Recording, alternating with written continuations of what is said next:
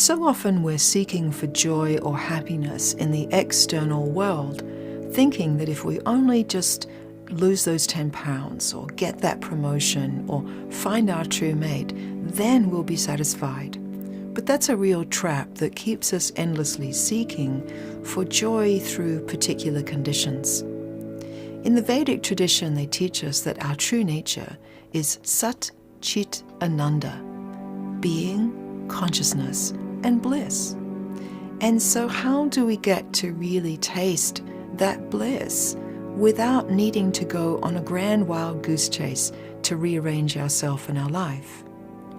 Consider how it is for you when you're triggered spontaneously into delight, pleasure, or joy.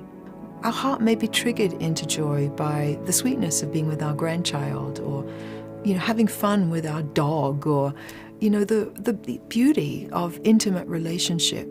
But all of these things are really triggers for the joy that is our heart. And so when we really recognize that the location of the joy is our own heart, we start to see that joy is part of our nature, and that it really is part of sacred practice to enjoy our lives. That life is a gift. It's meant to be enjoyed. It's meant to be relished. And so we can practice even in those really beautiful moments where we're having a great time. We might be flying down a ski slope, having a wonderful time.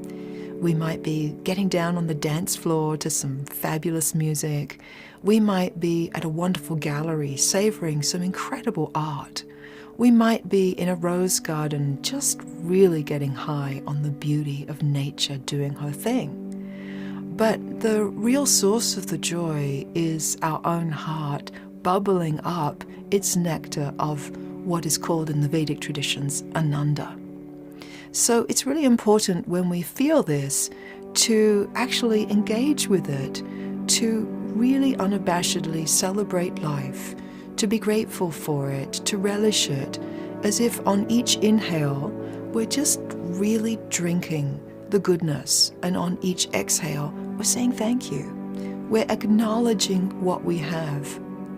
And so when we really let our inner cup be filled in this way consciously, what happens is we become a lot more generous with everyone else.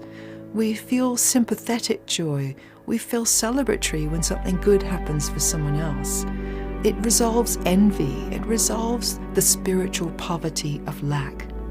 And so really understanding this helps us to be joyful even when difficult things are happening, to be close to the experience of joy even when you've just received a difficult medical diagnosis, to recognize that you might not always be happy, but your heart's nature is joy. So whenever you find yourself just having a beautiful moment, feeling joy, remember that you can practice with that too. That can be a moment where you take a deep drink of your life, relish it as sacred practice.